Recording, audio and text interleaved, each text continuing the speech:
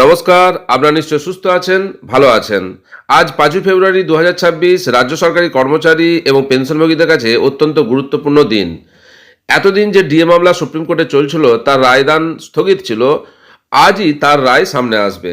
এই মূল মামলার পাশাপাশি যে আদালত অবমাননার মামলা চলছিল তারও রায়দান হওয়ার কথা আজকে, যা রাজ্যের প্রশাসনিক মহলে আলোড়ন সৃষ্টি করতে পারে।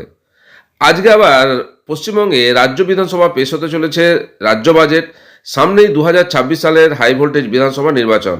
অতীতের পরিসংখ্যান বলছে নির্বাচনের আগের বাজেট সরকার সাধারণত জনমোহনী ঘোষণা করে থাকে।